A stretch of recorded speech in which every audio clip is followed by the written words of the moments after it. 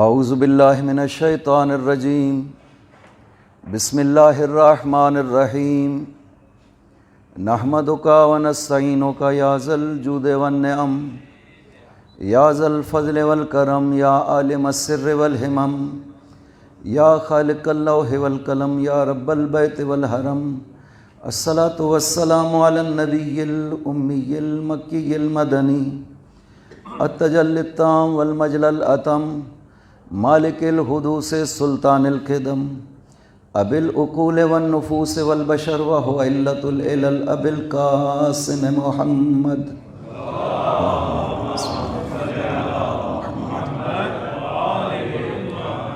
وعلى ابن عمه ووارث علمه وخلیفته صاحب الولایت التشریع والتکوین امیر المؤمنین وعلى السیدة المعصومة الجلیلة التي هي جوہرة القدس من الکنز الخفی بدت فابدت تالیات الأحرف ام ائمة الغر بل ام ابیها سیما بقیت اللہ العظم فی الارضین روح له الفدا وارواح العالمین ولعنۃ اللہ علی اعدائهم اجمعین اما بعد بسم اللہ الرحمن الرحیم ویقول الذین کفروا لست مرسلا قل کفی باللہ شہیدا بینی وبینکم ومن عنده علم الکتاب اللہم صل علی محمد وآل محمد وعجل فرجہم۔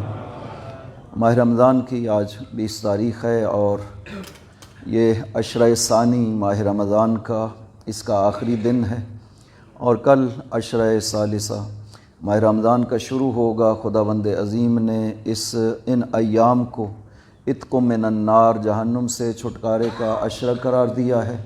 خداوند عظیم آگے ایک جمعہ اور آئے گا اس ماہ رمضان کے حوالے سے، اور ایک گھڑی میں نے کل بھی عرض کیا تھا کہ اس ماہ مبارک میں خداوند عظیم کی رحمتوں کی امید لگانا اور اپنے آپ کو اس قابل بنانا کہ رحمت خدا ہم وصول کر سکیں۔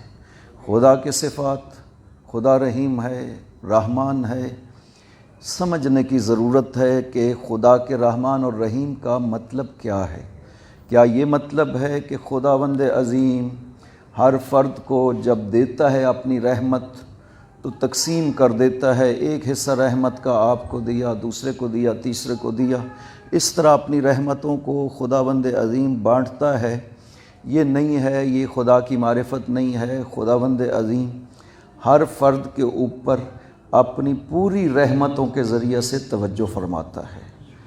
شخص کی اپنی قابلیت ہے کہ وہ کتنا اس رحمت خدا کو وصول کر سکتا ہے، لہٰذا اس ظرفیت کو ہم پیدا کر سکتے ہیں کہ زیادہ سے زیادہ رحمت خدا کو ہم وصول کر سکیں۔ خداوند عظیم قرآن کریم میں ارشاد فرماتا ہے، ان الذین آمنوا والذین ہاجروا وجاہدوا باموالہم اولئک یرجون رحمت اللہ واللہ غفور الرحیم۔ جو ایمان لے آئے، انہوں نے ہجرت کی، راہ خدا میں کوشش کی، صرف وہی لوگ ہیں جو رحمت خدا کی امید رکھ سکتے ہیں۔ واللہ غفور الرحیم، خداوند عظیم معاف کرنے والا ہے اور رحمتوں کو نازل کرنے والا ہے۔ خدا کی بارگاہ میں انسان کو اپنے آپ کو پیش کرنا چاہیے۔ ایمان ہے، ہجرت بطرف خدا، گناہ سے ہجرت، خواہشات نفس سے ہجرت، ہر انسان یہ ہجرت کر سکتا ہے بطرف خدا۔ لہٰذا آپ جب ہجرت کریں گے، خداوند عظیم معاف کر دے گا، اپنی خاص رحمتیں آپ پہ نازل فرمائے گا۔ یہ معرفت خدا بہت ضروری ہے۔ گناہ گار پاک پیغمبر کے دور میں جب حضور اکرم کی خدمت میں آ کر عرض کرتے ہیں، یا رسول اللہ ہم نے گناہ کیے، ایک نوجوان آ کر کے کہتا ہے، یا رسول اللہ میں گناہ گار ہوں، گناہ کیا، کیا کروں؟ آپ نے فرمایا توبہ کرو، خدا معاف کر دے گا۔ اس نے عرض کیا، یا رسول اللہ گناہ بہت عظیم ہے۔ آپ نے فرمایا خدا کی مغفرت اس سے بھی عظیم ہے، تم توبہ کرو، خدا معاف کر دے گا۔ یہ احساس کہ رحمت خدا سے مایوس نہیں ہونا، قل یا عبادی الذین اسرفوا علی انفسہم لا تقنطوا من رحمت اللہ ان اللہ یغفر الذنوب جميعا۔ مایوس نہیں ہونا خدا کی رحمت سے، خدا سارے گناہوں کو معاف کر دیتا ہے۔ اس نے عرض کیا یا رسول اللہ میں آپ کو گناہ بیان کرتا ہوں جو میں نے کیا ہے۔ جب آپ نے سنا نا اس کے گناہ کو، آپ نے ارشاد فرمایا کہ جاؤ میری آنکھوں سے دور ہو جاؤ، یہ اتنا بڑا گناہ ہے کہیں غضب خدا نہ نازل ہو جائے۔ وہ گیا، مدینہ سے باہر چلا گیا، خدا کی بارگاہ میں روتا رہا، گریہ کرتا رہا، خاک پہ سجدہ کرتا رہا، خدا سے معافی مانگتا رہا۔ 40 دن کے بعد خداوند عظیم نے یہ آیت نازل کی کہ میرے نبی میں نے اسے معاف کر دیا ہے۔ قل یا عبادی الذین اسرفوا علی انفسہم، میرے نبی کہہ دے میرے بندوں کو، یہ میرا پیغام تھے جنہوں نے گناہ کیا ہے، اسرفوا علی انفسہم، اپنے آپ پہ ظلم کیا، گناہ کیا، لا تقنطوا من رحمت اللہ، رحمت خدا سے مایوس نہ ہونا، ان اللہ یغفر الذنوب جميعا، خدا سارے گناہوں کو معاف کر دیتا ہے۔ انیبوا الی ربکم، خدا کہتا ہے تم رجوع کرو اپنے رب کی طرف۔ یہ واقعہ میں اکثر کہا کرتا ہوں کہ حضرت موسیٰ نے خدا سے عرض کیا کہ ارنی ابغض الخلق الیک، خدایا جو سب سے زیادہ پسندیدہ بندہ ہے تیرا، میں اسے دیکھنا چاہتا ہوں۔ خدا نے، موسیٰ تھے چونکہ کہنے والے، کلیم خدا تھے، خدا نے قبول کر لیا، کہا جاؤ موسیٰ فلاں شہر میں دروازہ شہر پہ بیٹھ جاؤ، صبح طلوع فجر سے پہلے لوگ جب نکلتے ہیں نا شہر سے، تو جو سب سے آخر نکلے گا وہ میرا سب سے ناپسندیدہ بندہ، گناہ گار ہے موسیٰ، بہت زیادہ میری نافرمانی کرتا ہے، وہ میرا سب سے ناپسندیدہ بندہ۔ موسیٰ تشریف لے گئے، دیکھتے رہے، آخر میں جو شخص نکلا وہ تھا، اور ایک ساتھ اس کا 10-11 سال کا بیٹا ہے، ہاتھ کو پکڑا ہوا ہے۔ خدا نے ارشاد فرمایا موسیٰ یہی ہے، بہت زیادہ گناہ گار ہے، میں اسے بہت ناپسند کرتا ہوں۔ چلا گیا، موسیٰ واپس تشریف لائے، خدا کی بارگاہ میں مناجات کرتے رہے، اور پھر عرض کیا کہ بار الہ ارنی احب الخلق الیک، خداوندہ جو سب سے زیادہ محبوب ہے وہ دیکھنا چاہتا ہوں۔ پہلے سب سے زیادہ مبغوض، ناپسندیدہ، اب جو سب سے زیادہ محبوب ہے اسے دیکھنا چاہتا ہوں۔ کہا موسیٰ جاؤ اسی شہر میں دروازے پہ بیٹھو، شام کو جو سب سے آخر میں داخل ہوگا نا دروازہ شہر میں، وہ مجھے سب سے زیادہ محبوب ہے۔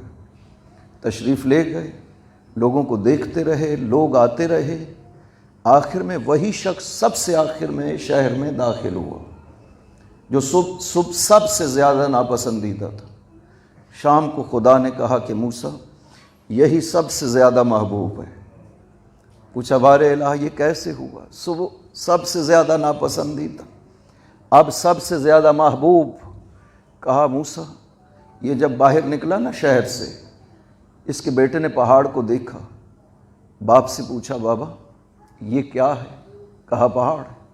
کہا بابا اس سے بھی کوئی بڑی چیز ہے؟ اس نے کہا ہاں بیٹا، زمین و آسمان اس سے بھی بڑے ہیں۔ بیٹے نے اگلا سوال کیا بابا پہاڑ زمین و آسمان سے بھی کوئی بڑی چیز؟ رو پڑا، کہا بیٹا تیرے باپ کے گناہ زمین و آسمان سے بھی بڑے۔ پھر بیٹے نے اگلا سوال کیا بابا تیرے گناہوں سے بھی بڑی کوئی چیز؟ کہا ہاں بیٹا تیرے رب کی مغفرت میرے گناہوں سے بھی عظیم تر ہے۔ موسیٰ میں نے اسے معاف کر دیا۔ اس نے جب میری بارگاہ میں اعتراف کیا، میری عفو و مغفرت کا اعتراف کیا، موسیٰ میں نے اسے معاف کر دیا، اب اس نے کوئی گناہ نہیں کیا، لہٰذا یہ میرا پسندیدہ ترین بندہ ہے اس وقت۔ اس طرح خدا کی بارگاہ میں اپنے آپ کو پیش کریں۔ یہ ماہ رمضان کے قیمتی ایام ہیں جو زندگی میں گزر جاتے ہیں اور پھر پتہ نہیں چلتا۔ اغتنم الفرص، مولا ارشاد فرماتے ہیں فرصت کو غنیمت سمجھو۔ زندگی میں اگر کبھی موقع ملے توبہ کرنے کا، اس وقت کو جانے نہ دینا، اس لیے کہ دوبارہ پھر مشکل سے فرصت انسان کے ہاتھ میں آتی ہے۔ ایک لحظے کے لیے ایک موقع ملتا ہے، عقل مند وہ ہے جو اس لحظے سے فائدہ اٹھا لیتا ہے۔ اگر وہ لحظہ گزر جائے، انسان کو دوبارہ شاید ایسا موقع نہ مل سکے۔ بشر حافی کو زندگی میں ایک موقع ملا تھا، ایک جملہ امام موسیٰ کاظم علیہ السلام نے اللہم صلی علی محمد و آل محمد ارشاد فرمایا، خود اس سے بھی نہیں فرمایا، اس کی کنیز سے فرمایا تھا، کہا یہ بندہ ہے یا آزاد ہے؟ کنیز نے کہا آزاد ہے۔ فرمایا اس لیے اس طرح سے زندگی بسر کر رہا ہے، ڈھول باجے ناچ گانا۔ اگر کسی کا بندہ اپنے آپ کو سمجھتا تو اپنے مولا کی رضا کو سامنے رکھتا کہ میرے اس عمل سے میرا مولا راضی ہے یا راضی نہیں ہے، اس کو سامنے رکھتا۔ یہ جملہ جا کر کنیز نے بتایا، بشر حافی پاؤں ننگا تھا، یہ جملہ سنا اور دوڑا پیچھے حضرت کے پیچھے، اور جا کر کے توبہ کی کہ میں آج تک متوجہ نہیں تھا کہ میں عبد خدا ہوں، میں آزاد نہیں پیدا کیا گیا کہ اپنی مرضی سے اپنی زندگی بسر کروں، مجھے میری مرضی کسی اور کی مرضی کے تابع ہونی چاہیے، لہذا مجھے بندہ بنایا گیا ہے، میں اپنے آپ کو آزاد سمجھ رہا تھا۔ یا ابن رسول اللہ، میں توبہ کرتا ہوں خدا معاف کر دے گا۔ فرمایا تم توبہ کرو خدا معاف کر دے گا۔ پھر ساری زندگی اس نے جوتا نہیں پہنا، اس لیے کہ جب میں نے توبہ کی تھی میں پاؤں ننگے تھا، ساری زندگی پاؤں ننگے رہا کہ بشر حافی نام بھی اس لیے پڑھا کہ جب توبہ کی تھی خدا کی بارگاہ میں پاؤں ننگے تھا۔ ہمارے لیے کردار علی نمونہ ہے، ان لکل مأموم اماما یستضیء بعلمہ، مولا خود ارشاد فرماتے ہیں ہر مأموم کے لیے امام ہے، جس امام کی اقتداء کرتے ہیں اس کے علم سے فائدہ اٹھاتے ہیں۔ میں علی اس دنیا سے صرف 2 روٹیاں اور 2 پرانے کپڑے، یہ ہے علی کا اس دنیا میں کل مال۔ جس وقت دنیا سے چلے جاتے ہیں امام حسن علیہ السلام نے خطبہ ارشاد فرمایا، لوگوں آج دنیا سے وہ ہستی تشریف لے گئی ہے، لم یسبق الاولون ولا یدرک الآخرون، کہ نہ اولون اس تک پہنچ سکے نہ آخرون اس تک پہنچ سکے۔ عمل کے لحاظ سے علی اس طرح سے ہے، دنیا میں نہ سونا نہ چاندی، کوئی مال نہیں چھوڑا، صرف 700 درہم چھوڑے ہیں، وہ بھی اپنے حصہ سے بچا کر کے 700 درہم جمع کیے کہ گھر کے لیے خادم کو خرید سکے، نہیں خریدا۔ جاتی دفعہ مجھے وصیت کی بیٹا یہ 700 درہم میری ذاتی ملکیت ہے لیکن بیت المال میں انہیں جمع کروا دینا۔ یہ ہے علی۔ ہم اس ہستی کا ذکر کرنے کے لیے جمع ہوئے ہیں جس کا ہم اپنے آپ کو شیعہ کہتے ہیں۔ امام رضا روحی لہ الفدا، صلوات پڑھیے محمد اللہم صلی علی محمد و آل محمد وعجل فرج۔ جب خراسان میں تشریف فرما تھے، ایک شیعہ کا گروہ آپ کی زیارت کے لیے دور سے آتا ہے تاکہ آپ کی زیارت کر سکے، پیغام بھیجتے ہیں دروازے پہ۔ جب حاجب آیا کہ مولا سے عرض کریں نحنو من شیعت جد کا امیر المؤمنین، ہم آپ کے جد امیر المؤمنین کے شیعہ ہیں، آپ سے ملنے کے لیے آئے ہیں۔ جب خادم نے جا کر کے پیغام دیا، یا ابن رسول اللہ دروازے پہ افراد ہیں اور وہ یہ پیغام دے رہے ہیں، آپ نے ارشاد فرمایا انہیں واپس کر دو، میں مصروف ہوں، وقت نہیں ہے میرے پاس۔ چلے گئے، اگلے دن پھر واپس آئے، 60 دن مسلسل وہ آتے رہے اور حضرت نے ان کو قبول نہ کیا اپنی بارگاہ میں۔ 60ویں دن کے بعد جب اگلے دن آئے تو انہوں نے خادم کو پیغام دیا کہ مولا سے یہ عرض کریں یا ابن رسول اللہ، ہم جب واپس اپنے دیہات جاتے ہیں تو جو مخالفین ہیں وہ ہمیں باتیں بناتے ہیں کہ تم نے کون سی غلطی کی، تمہارا امام تمہیں قبول نہیں کر رہا، مولا ہمیں بتا تو دے کہ ہم سے کون سی غلطی اور کوتاہی ہوئی ہے۔ آپ نے فرمایا اندر بلاؤ۔ جب اندر آ گئے، بیٹھنے کے لیے ارشاد نہیں فرمایا، انہوں نے کہا یا ابن رسول اللہ، پہلے بھی آپ کے ماننے والے کم ہیں، آپ اس طرح ہمارے ساتھ برخورد کریں گے تو لوگ دور ہو جائیں گے آپ سے، ہمارا قصور کیا ہے؟ آپ نے ارشاد فرمایا، آپ نے ایک دعویٰ کیا ہے، وہ چیز تم میں پائی نہیں جاتی ہے۔ تم نے کہا نحن من شیعت جد کا امیر المؤمنین، ہم علی کے شیعہ ہیں، جبکہ تم علی کے شیعہ نہیں ہو۔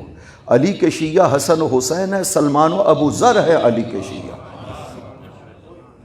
علی جو امر دیتا ہے وہ کرنا چاہیے، علی جس چیز سے روکتے ہیں اسے روکنا چاہیے۔ علی کے ماننے والوں سے کتنی ہمدردی کرتے ہو یہ تمہیں کرنی چاہیے۔ اگر نہیں کرتے ہو تو یہ دعویٰ مت کرو خدا بھی ناراض ہوتا ہے، رسول بھی ناراض ہوتے ہیں، علی بھی ناراض ہوتے ہیں، ہم بھی ناراض ہوتے ہیں جب آپ ایک ایسا دعویٰ کرتے ہیں۔ شیعہ علی ہونا بہت بڑا منصب ہے۔ رو پڑھے وہ بزرگان جن کو سفیان ابن ابی لیلہ، اس کو قاضی نے، ابن ابی لیلہ قاضی نے، ایک صحابی ہے نام امام کے، اس نے شیعہ ہونے کی وجہ سے گواہی کو ٹھکرا دیا۔ معصوم کی خدمت میں آیا تو رو پڑا۔ مولا نے فرمایا تم پریشان ہو گئے کہ تمہاری گواہی کو ٹھکرایا؟ اسی سفیان کے سامنے، ابن ابی لیلہ کے سامنے جب رویا تو کہا رو پڑے ہو کہ تمہاری گواہی کو ٹھکرایا؟ کہا نہیں، اس پہ نہیں رویا ہوں، رویا اس میں ہوں کہ تو نے مجھے شیعہ علی کہا ہے۔ یہ اتنا بڑا منصب ہے کہ میں اپنے آپ کو اس کا لائق نہیں سمجھتا کہ میں شیعہ علی کہلاؤں۔ تو نے مجھے شیعہ علی کہہ دیا، میں اپنے آپ کو اس قابل نہیں سمجھتا ہوں، لہٰذا اس لیے رو رہا ہوں۔ یہ عظمتیں ہیں مولا علی کے شیعہ ہونے میں۔ انہوں نے پوچھا مولا ہم کیا کہیں؟ ہم جب ویسے نہیں ہیں تو کیا کہیں اپنے آپ کو؟ کہا کہو نحنو محبو علی و موالو، ہم علی کے محب ہیں اور علی کے موالی ہیں، علی کی ولایت رکھتے ہیں۔ جب انہوں نے یہ کہا یبن رسول اللہ، اب آج کے بعد ہم یہی کہیں گے، اپنے آپ کو جب تک علی کا شیعہ نہ بنا لیں، یہ نہیں کہیں گے کہ ہم علی کے شیعہ ہیں، ہم کہیں گے علی کے محب ہیں۔ جب انہوں نے یہ کہا، حضرت نے پوچھا خادم سے کتنی دفعہ ان کو واپس لوٹایا ہے؟ اس نے عرض کیا مولا 60 مرتبہ ان کو واپس لوٹایا ہے۔ حضرت نے 60 مرتبہ ان پہ سلام کیا، تم علی کے چاہنے والے ہو، تم علی سے محبت کرتے ہو، میں امام رضا 60 مرتبہ تم پہ سلام کرتا ہوں۔ یہ محبت علی ہے۔ اس ہستی کی محبت کا بھی اتنا اثر ہے، اتنی اکثیر خداوند عظیم نے قرار دی ہے کہ محبت علی کے نتیجے میں یحون سکرات الموت، خداوند عظیم سکرات موت کو آسان کر دیتا ہے۔ مولا علی خود وہاں پہ تشریف فرما ہوتے ہیں۔ کل جس حدیث کو شروع کیا تھا، حارث حمدانی نے جب پوچھا یا امیر المؤمنین اپنے بارے میں ارشاد فرمائیں، آپ نے ارشاد فرمایا انا عبداللہ و اخو رسول اللہ، میں اللہ کا بندہ ہوں، رسول کا بھائی ہوں، وصدیقہ الاول وصدقتہ وآدم ما بین الماء والجسد، اور میں سب سے پہلے پیغمبر کی تصدیق کرنے والا ہوں۔ میں نے تب بھی تصدیق پہلے کی تھی جب آدم ابھی مٹی و پانی میں موجود تھے، ثم صدیقہ الاول فی امتکم ہذہ، اور تمہاری امت میں بھی سب سے پہلی تصدیق کی علی ابن ابی طالب نے کی ہے۔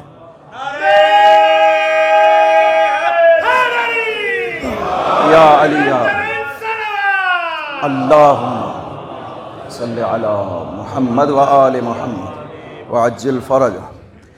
کہا جاتا ہے کہ مولا علی اول ایمان لانے والے تھے۔ علی شاہد رسالت پیغمبر قرار دیا ہے خداوند عظیم نے۔ قل کفی باللہ شہیدا بینی و بینکم ومن عندہ علم الکتاب۔ یہ ہستی خداوند عظیم کے ہمراہ شہادت دے رہی ہے، رسالت پیغمبر کی شاہد بنایا ہے خداوند عظیم نے۔ صرف یہاں ذکر نہیں کیا، سورہ ہود میں بھی خداوند عظیم ارشاد فرماتے ہیں افمن کان علی بینۃ من ربہ ویتلوہ شاہد منہ ومن قبلہ کتاب موسیٰ اماما ورحمۃ، کہ وہ پیغمبر علی بینۃ من ربہ جو خدا کی طرف سے واضح دلیل کے ساتھ تمہارے پاس آیا ہے قرآن کریم، وَيَتْلُوهُ شَاهِدٌ مِّنْهُ، اور اس کے بعد بلا فاصلہ شاہد موجود ہے جسے خداوند عظیم نے شاہد بنا کے پیغمبر کے ساتھ بھیجا۔ قرآن میں خداوند عظیم علی کو بیان کر رہا ہے۔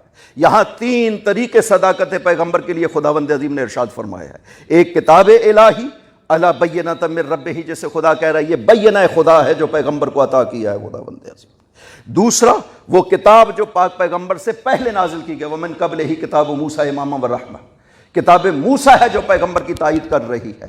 یہی وجہ ہے ان کتابوں سے پڑھنے کے بعد کفار یہود پاک پیغمبر کو کس طرح سے پہچانتے تھے۔ قرآن کہتا ہے یعرفونہ کما یعرفون ابناءہم، پیغمبر کو اس طرح پہچانتے تھے جیسے کوئی اپنے بیٹوں کو پہچانا کرتا ہے۔ یہ ان کتابوں میں جو پیغمبر کی حقانیت بیان کر دی گئی تھی۔ لیکن فلما جاءہم ما عرفوا کفروا بہ، جب پاک پیغمبر تشریف لائے پہچانتے تھے پیغمبر کو، اتنی شدت سے پہچان تھی ان کو پیغمبر کو جیسے انسان اپنے بیٹوں کے بارے میں۔ کوئی اپنے بیٹے کے بارے میں اشتباہ نہیں کرتا کہ یہ میرا بیٹا ہے یا کوئی اور ہے، اس کو اشتباہ اور غلطی نہیں ہوتی اپنے بیٹے کے بارے میں۔ خدا کہتا ہے کہ پیغمبر کو یہ یہودی اسی طرح پہچانتے تھے، چونکہ ان کی کتابوں میں ہم نے پیغمبر کی صداقت کو بیان کیا ہے۔ لیکن جب پیغمبر آئے انہوں نے انکار کر دیا۔ خدا نے آگے کلیہ بیان کر دیا، فلما جاءہم ما عرفوا کفروا بہ، جب پیغمبر ان کے پاس آئے انہوں نے پیغمبر کا انکار کر دیا۔ فلعنت اللہ علی الکافرین، جو جاننے کے بعد انکار کیا کرتے ہیں ان پہ اللہ کی لعنت ہوا کرتی ہے۔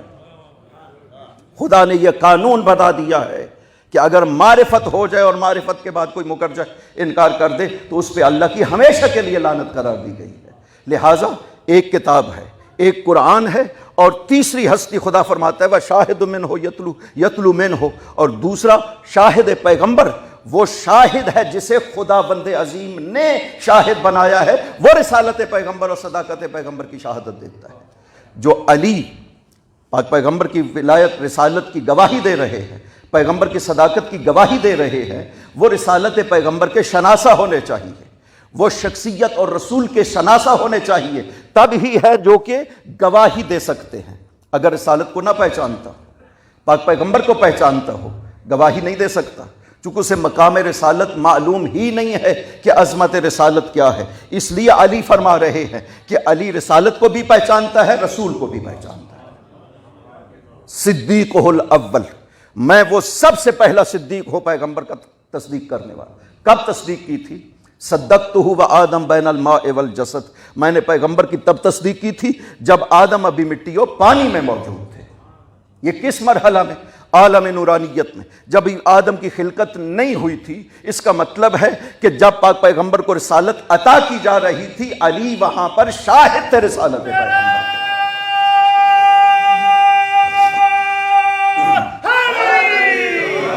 یا علی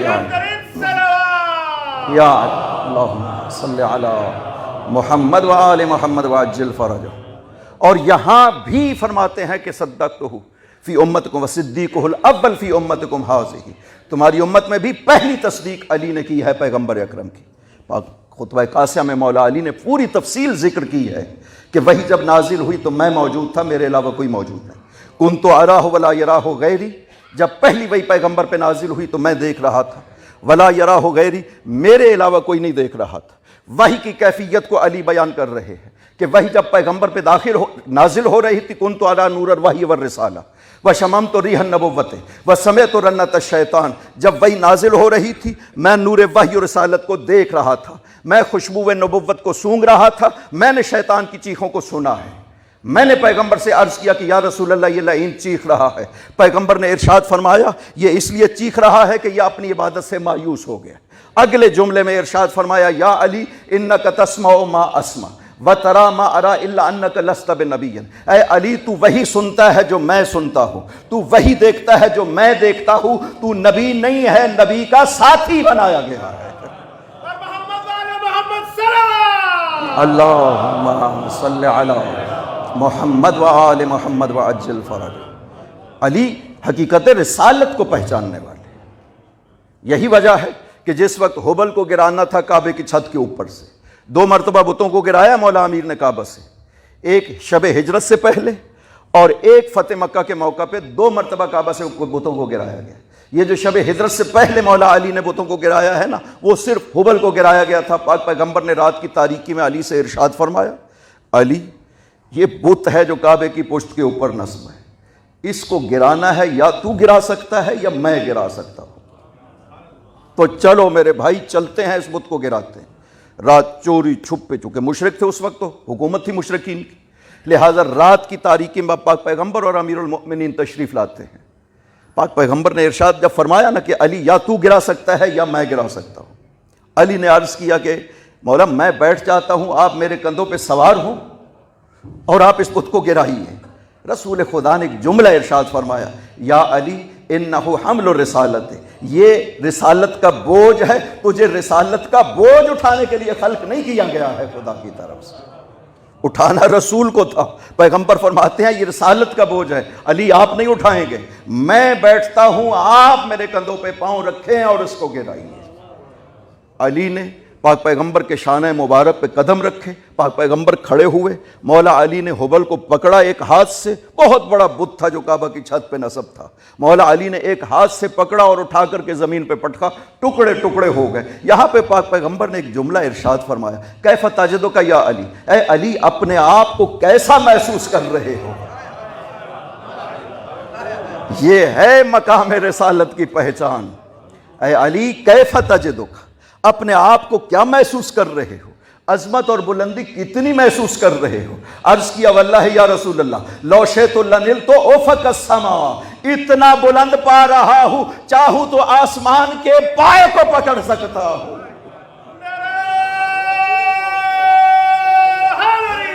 یا علی یا علی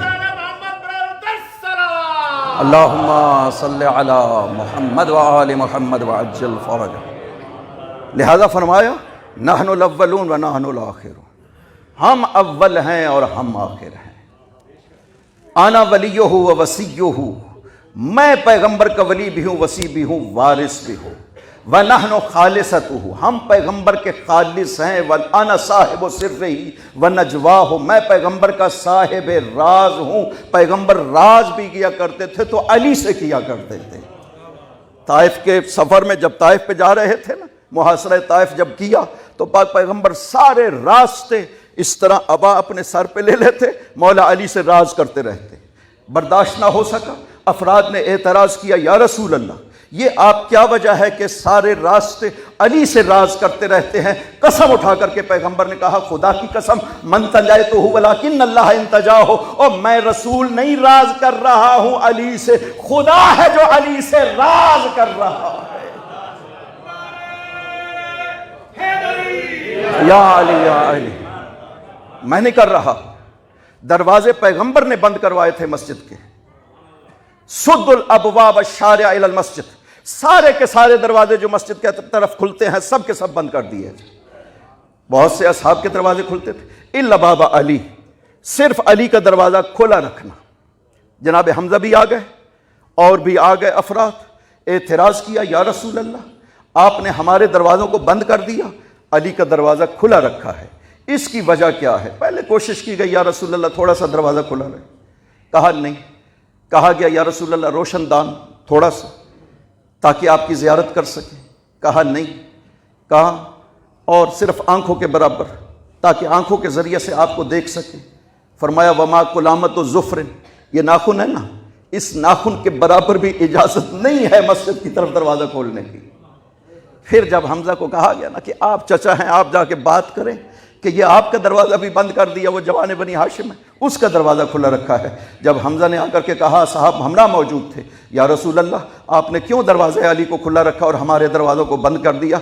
پیغمبر نے ارشاد فرمایا ما انا سددت ابوابکم ولا فتحت باب علی ولکن اللہ سدد ابوابکم فتح باب علی، اور میں محمد نے نہ تمہارے دروازوں کو بند کیا ہے نہ دروازہ علی کو کھولا ہے، وہ خدا بند ہے جس نے تمہارے دروازوں کو بند کیا ہے اور علی کے دروازے کو کھولا ہے۔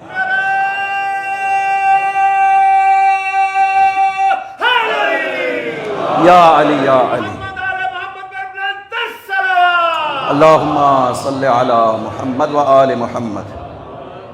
میں ہوں انا صاحب سرہ و نجواہ، پاک پیغمبر کا راز، رازدان، مناجات، سر، میں ہوں علی، میرے علاوہ کسی کو یہ حاصل نہیں ہے۔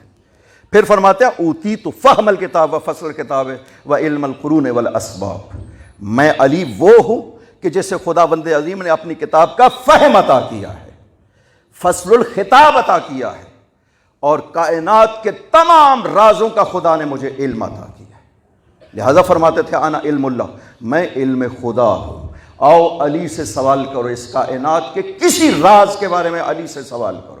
واللہ لو شئت، خدا کی قسم اگر میں چاہوں تو تمہیں بتا سکتا ہوں قیامت تک کے آنے والے افراد کے بارے میں، ہر فرد کے بارے میں بتا سکتا ہوں، کون ہدایت پائے گا، کون گمراہ ہوگا، کون عالم ہدایت لے کر چلے گا، کون عالم گمراہی لے کر کے چلے گا، ولیکن میں ڈرتا ہوں، بتاتا نہیں ہوں، اس لیے کہ تم میرے بارے میں کفر کا شکار ہو جاؤ گے اگر میں بتاؤں گا۔ برداشت نہیں کر سکو گے، علی کو خدا کہہ دو گے، اس لیے کہتا نہیں ہوں، چاہوں تو ایک ایک فرد کے بارے میں بتا سکتا ہوں۔ یہ ہے وہ عظمت، وہ مقام کہ خدا نے کہا اندہ علم الکتاب، اس ہستی کو ہم نے علم کتاب عطا کیا ہے۔ مولا علی نے ثابت کیا، کہا یہ کتاب الہی جو موجود ہے میں تمہیں بتاتا ہوں خدا اس کتاب میں کیا کہہ رہا ہے۔ لَقَدْ تَجَلَّى اللَّهُ لَهُمْ فِي كِتَابِهِ مِنْ غَيْرِ أَنْ يَكُونُوا رَأَوْهُ، خدا نے تجلی فرمائی ہے اس کتاب میں بغیر اس کے کہ لوگ خدا کو دیکھ سکے. یعنی علم خدا کی تجلی ہے، قدرت خدا کی تجلی ہے، عظمت خدا کی تجلی ہے اس قرآن کریم میں. آؤ میں تمہیں اس تجلی کی جھلکی عطا کروں جو خداوند عظیم نے اس کتاب الہی میں قرار دی ہے. یہی وجہ ہے کہ کل میں نے عرض کیا کہ کہتے رہے، ارشاد فرماتے رہے، ذاک الکتاب الصامت، یہ جو نیزوں پہ اٹھائی گئی ہے وہ کتاب صامت ہے. انا القرآن الناطق، میں قرآن ناطق ہوں، علی ابن ابی طالب. لہٰذا مولا علی کو نہ پہچانا گیا. ظلم علی پہ نہیں ہوا ہے، ظلم انسانیت پہ ہوا ہے. علم علی سے محروم ہو گئے، عظمت علی سے محروم ہوئی دنیا. تو مولا علی نے جن افراد کی تربیت کی ہے ان افراد کو دیکھ لینا کہ جنہوں نے مولا علی کو پہچانا اور ان کی تربیت کی ہے، وہ کائنات کے رازوں سے واقف ہو گئے تھے جن کی مولا علی نے تربیت کی ہے. تو عظمت امیر المؤمنین کیا ہوگی، وہ مقام کیا ہوگا جسے پیغمبر اپنی جان قرار دے رہے ہیں.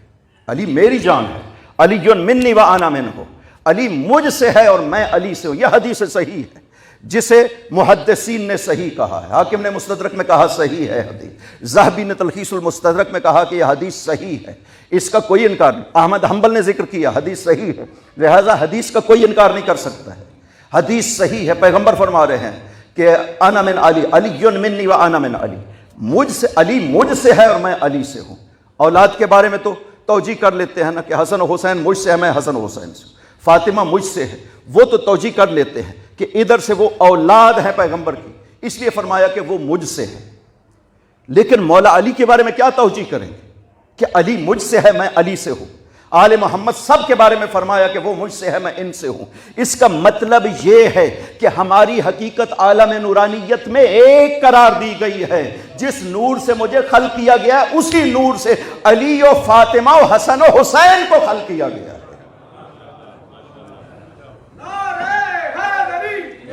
یا علی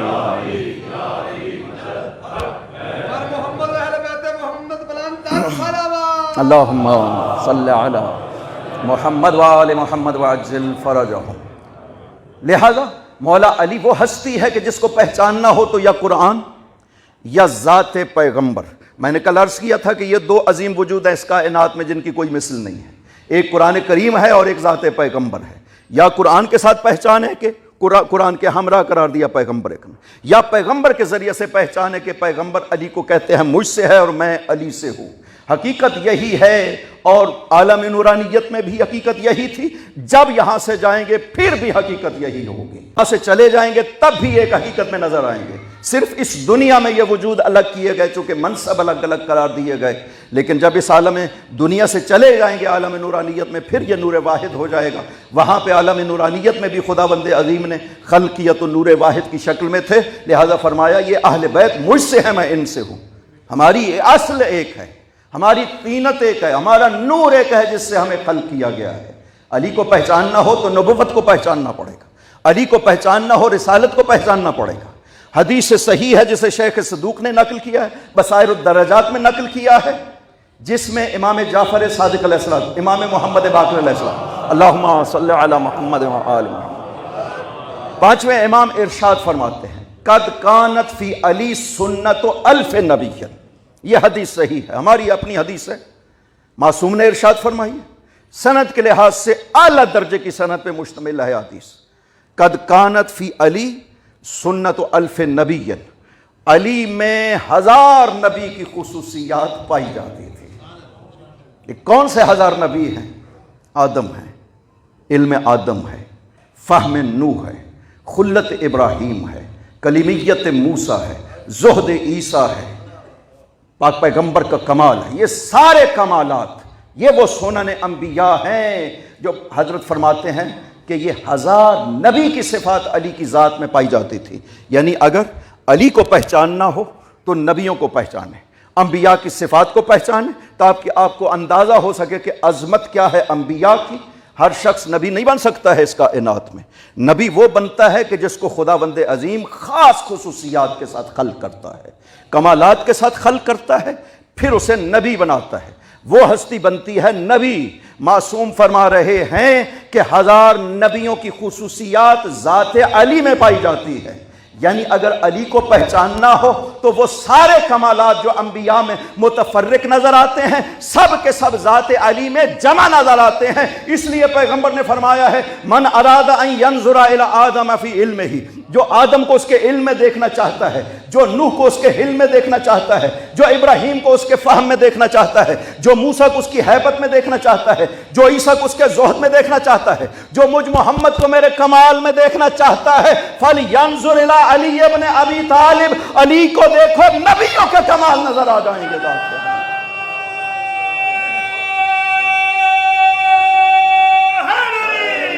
یا علی یا علی اللہم صلی علی محمد و آل محمد وعجل فرجہ۔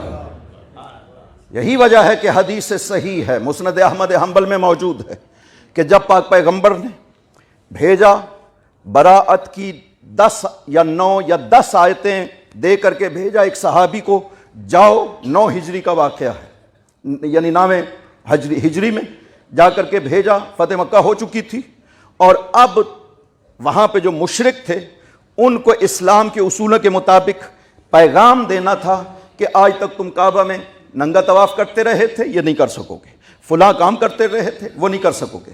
ہومس جو 5 قبیلے عرب کے اپنے آپ کو بڑے سمجھتے تھے، عرفات میں جا کر قیام نہیں کرتے تھے، وہ نہیں کریں گے۔ یہ ساری تعلیمات بیان کی اور 9 یا 10 آیتیں سورہ براءت کی دیں اور کہا جاؤ، جا کر کے پہنچاؤ۔ یہ پاک پیغمبر نے اپنی طرف سے نہیں کیا تھا، خداوند عظیم نے فرمایا ہے، چونکہ وما ینطق عن الہوی ان ہوا الا وحی یوحی، پیغمبر تو کوئی عمل نہیں کرتے ہیں، خصوصاً جو رسالت کے متعلق عمل ہو وہ اپنی مرضی سے نہیں کرتے ہیں۔ اس کا مطلب ہے کہ خداوند عظیم کی رضا تھی کہ بھیجا جائے اور پھر دوبارہ واپس منگوانا، یہ اس خاطر تھا تاکہ لوگوں کو مقام علی کا پتہ چل سکے۔ یہ بندوبست کیا گیا، وہ لے کر کے چلے گئے۔ پاک پیغمبر نے پیچھے سے آ کر کے مولا علی سے ارشاد فرمایا، علی جبرائیل آئے ہیں اور خدا کا مجھے پیغام پہنچایا ہے۔ یا رسول اللہ لا یبلغها منک الا انت اور رجل منک، کہ اے میرے رسول یہ پیغام رسالت نہیں پہنچا سکتا آپ کی طرف سے، یا آپ خود جائیں یا وہ ہستی جائے جس کا آپ کی ذات سے تعلق ہے۔ لہذا علی یا آپ پہنچا سکتے ہیں یا میں پہنچا سکتا ہوں، یہ میرا ناقہ ازبا ہے، اس پہ سوار ہوں اور جائیں، وہ پیغام وصول کریں ان سے اور آپ پہنچائیں مکہ میں جا کر کے۔ مولا علی تشریف لے گئے، زجنان کی جگہ پہ وہ پہنچ چکے تھے، مکہ سے 12 کلومیٹر دور۔ وہاں پہ جب دیکھا نا ناقہ پیغمبر کی آواز آ رہی ہے، ناقہ پہچانا جاتا تھا دور سے آواز کے ذریعے سے، قافلہ ان کا رک گیا کہ ناقہ پیغمبر آ رہا ہے، یقیناً رسول خدا تشریف لائے ہوں گے۔ لیکن جب نظر پڑی کہ ناقہ پیغمبر پہ علی سوار ہیں، رک کر پوچھا کہ یا علی آپ کیوں تشریف لائے ہیں؟ فرمایا جب آپ چلے آئے تو آپ کے آنے کے بعد جبرائیل نازل ہوئے، خدا کا یہ حکم دیا کہ اے رسول اللہ یہ پیغام رسالت یا آپ خود پہنچائیں یا وہ پہنچائے جو آپ کی ذات سے تعلق رکھتا ہو۔ لہذا پیغمبر نے مجھے بھیجا ہے کہ میں یہ پیغام پہنچاؤں۔ پیغام انہوں نے حوالے کیا، وہ واپس تشریف لائے، پاک پیغمبر سے عرض کیا یا رسول اللہ حل نزل فی شیء، کیا میرے بارے میں کوئی قرآن کی آیت نازل ہو گئی؟ آپ نے فرمایا نہیں، تمہارے بارے میں نازل نہیں ہوئی، مجھے خدا نے یہ حکم دیا ہے کہ یا میں خود پہنچا سکتا ہوں یا وہ جو میری ذات سے تعلق رکھتا ہے وہ پہنچا سکتا ہے، اور وہ اس وقت میرے حضور میں سوائے علی ابن ابی طالب کے کوئی نہیں ہے جو ذات پیغمبر سے تعلق رکھتا ہو، اس لیے میں نے علی کو بھیجا ہے۔ یہی وجہ ہے کہ جب سوال کیا گیا نا جناب احمد حنبل سے، یہ ابن جوزی نے ایک کتاب لکھی ہے مناقب امام احمد حنبل، ان میں ان کے فضائل ہیں جناب احمد حنبل کے۔ ابن جوزی ان کے بیٹے سے روایت کرتے ہیں کہ عبداللہ نام ہے جناب احمد حنبل کے بیٹے کا، وہ کہتا ہے کہ ہم بیٹھے ہوئے تھے، حدیث سفینہ کے بارے میں ہماری گفتگو ہو رہی تھی، ہمارے بابا تشریف لائے احمد حنبل، ہم نے سوال کیا فما تقولو فی التفضیل، بابا آپ فضیلت کے حوالے سے کیا فرماتے ہیں؟ اصحاب میں جو فضیلت کے مدارج ہیں آپ ان کے بارے میں کیا فرماتے ہیں؟ کہتے ہیں کہ ہمارے باپ نے گننا شروع کیا، خلیفہ اول کا نام لیا، دوم سوم نام لیا، چوتھی جگہ پہ عبد الرحمن ابن عوف کا نام لیا، پھر عشرہ مبشرہ مولا علی کا نام بیچ میں نہیں لیا۔ کہتے ہیں میں نے سوال کیا بابا این علی، آپ نے چوتھی جگہ پر علی کا نام نہیں لیا ہے۔ وجہ کیا ہے؟ آپ فضیلتیں باقیوں کی بیان کر رہے ہیں، لیکن ترتیب میں آپ نے چوتھی جگہ پہ علی کا نام نہیں لیا ہے۔ جناب احمد حنبل نے بڑا خوبصورت جواب دیا، انہوں نے کہا کہ تم نے مجھ سے سوال کیا ہے اصحاب پیغمبر کے بارے میں، اور علی کا تعلق ہے آل پیغمبر سے، لا یقاس بہم احد، آل پیغمبر سے کسی کو قیاس نہیں کیا جا سکتا۔ اللہم صلی علی محمد وآل محمد وعجل فرج۔ حق علی نالے، علی حق نالے، جڑا حق نالے دا بیڑا پارے، نالے حیدری یا علی یا علی۔ لہذا مولا علی کی معرفت خداوند عظیم اگر انسان کو عطا کرے تو پھر اس دنیا میں اس سے بڑھ کر کے کوئی نعمت خدا نہیں ہے کہ انسان کے دل میں ذرہ برابر معرفت علی آ جائے، مقام علی پتہ چل جائے۔ زرار ابن زمرہ نے جب کہا نا حاکم شام کے سامنے، اس نے کہا کچھ علی کے بارے میں کہو، پہلے نہیں کہہ رہے تھے، جب اس نے مجبور کیا نا، مولا علی کی شہادت ہو چکی تھی، کہا کچھ کہو علی کے بارے میں۔ زرار نے بیان کیا کہ علی ہم جیسا لباس پہنتے تھے، ظاہری طور پر دیکھ کر کوئی فرق نہیں کر سکتا تھا، جب آ کر تشریف فرما ہوتے تھے ہیبت علی اتنی زیادہ تھی کہ ہیبت علی کی وجہ سے ہم گفتگو نہیں کر سکتے تھے۔ راتوں کو اٹھ کر مصلی عبادت پہ علی تڑپتے تھے خوف خدا سے۔ علی کو تو ضرورت نہیں تھی جنت کا شوق یا جہنم کا خوف، خود ارشاد فرماتے ہیں بار الہ یہ جنت کا شوق نہیں ہے، یہ جہنم کا خوف نہیں ہے، بل وجدتک اہلا للعبادہ، خدا بندہ تجھے اہل عبادت پایا اس لیے تیری عبادت کرتا ہوں۔ علی اس طرح سے جب زرار یہ بیان کر رہا تھا نا، وہ بے شک دشمن تھا لیکن رو پڑا، اپنے آستینوں سے آنسو صاف بھی کرتا تھا، کہتا تھا ہا کذا کان ابو الحسن، علی واقعاً اسی طرح سے تھے۔ علی وہ ہے کہ دشمن بھی مجبور ہو جاتا ہے مقام علی کا اعتراف کرنے میں۔ کتنے اقوال جو مشہور ہیں، علی نہ ہوتے تو ہم ہلاک ہو جاتے، کوئی ایسی مشکل خدا پیش نہ کرے جس میں علی موجود نہ ہو۔ یہ کتنی دفعہ 70 مرتبہ سے زیادہ مرتبہ یہ جملہ کہا گیا، اگر علی نہ ہوتے تو ہم ہلاک ہو جاتے۔ علم علی کی امت محتاج تھی، علم علی کی قیامت تک کے لیے انسانیت محتاج تھی۔ علی سے معاشرے کو دور کیا گیا، کتنا دور کیا معاشرے کو علی سے لوگوں نے، کوئی انسان اندازہ نہیں کر سکتا۔ جب بی بی پاک نے آخری دنوں میں پوچھا تھا نا کہ علی میں نے سنا ہے لوگ آپ پہ سلام نہیں کرتے، کہا نہیں زہرا، اس سے بھی زیادہ ہے، میں جب سلام کرتا ہوں لوگ جواب نہیں دیتے۔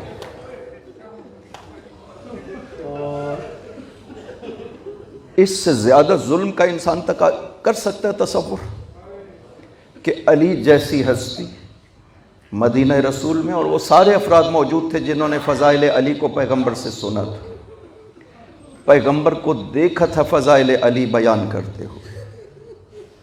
علی ان کی دنیا چاہتے تھے۔ علی تو وہ ہیں کہ جب اپنی حکومت بھی آ گئی نا تو جو والی روٹی کھاتے تھے۔ سوید ابن غفلہ بیٹھا ہوا ہے، مولا علی کا کھانا لایا گیا، فضہ لائی، جب کھولا نا مولا علی نے تو جو کی روٹی جس کے اوپر چھلکے بھی لگے ہوئے تھے، خشک جو کی روٹی۔ سوید نے فضہ سے کہا فضہ علی بوڑھے ہو گئے ہیں، اب خیال کیا کرو علی کی غذا کا۔ کہا مولا خود تشریف فرمائے، سوید ان سے پوچھے، مولا علی تو مہر لگا کر اپنے کھانے کو رکھتے ہیں۔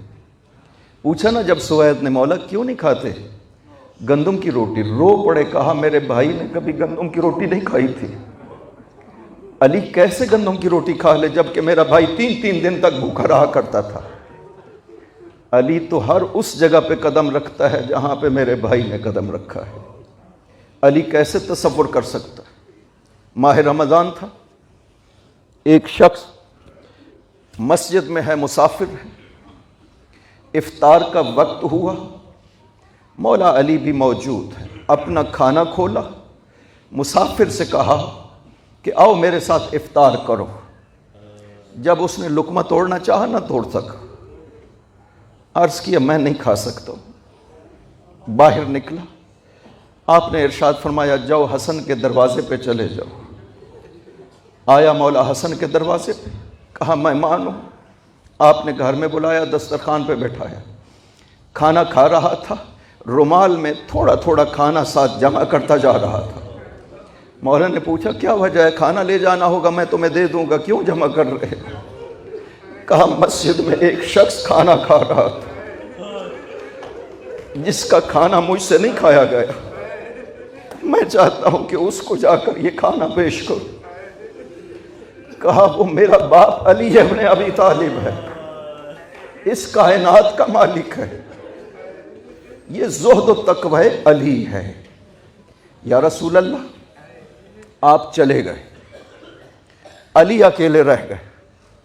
علی پہ جو ظلم ہوئے وہ کبھی کبھی قبر رسول پہ بیان کیا کرتے تھے، یا ابن ام قاد القوم یقتلوننی، او میرے بھائیا یہ قوم مجھے قتل کرنے لگی تھی۔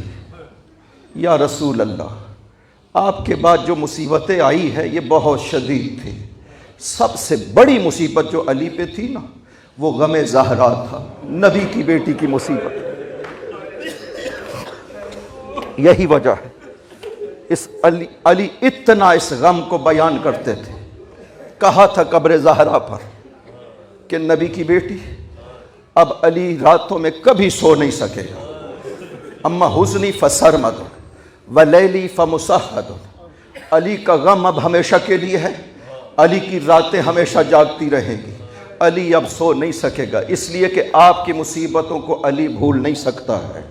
جو کیا حال ہوا ہوگا جب نبی کی بیٹی نے علی سے کہا ہوگا یا علی میرا جنازہ رات کو اٹھانا، علی جنہوں نے مجھ پہ ظلم کیا ہے میرے جنازے میں نہ آنے دینا، کیا حال ہوا ہوگا علی کا؟ کیسے برداشت کیا ہوگا علی نے وہ منظر کہ رات میں 6 افراد مولا علی کے علاوہ، صرف جنازہ زہرا میں مدینہ الرسول میں صرف 6 افراد مولا علی کے ساتھ شامل ہیں جب جنازہ زہرا کو اٹھایا جا رہا ہے۔ اتنی مظلومیت اس کائنات میں کسی کی نہیں ہوگی، اس لیے فرماتے ہیں کہ جتنا مظلوم میں ہوں اس کائنات میں اتنا مظلوم کوئی بھی نہیں ہے۔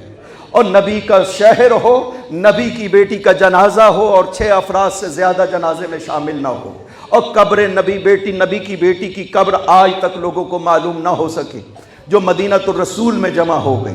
جب جنازہ سیدہ اٹھایا گیا، ایک مرتبہ علی کی نظر پڑی کہ جنازہ کے سائے کے نیچے زہرا کی بیٹی بھی آ رہی ہے، سر پہ چادر ہے، برقعے میں ملبوس ہے۔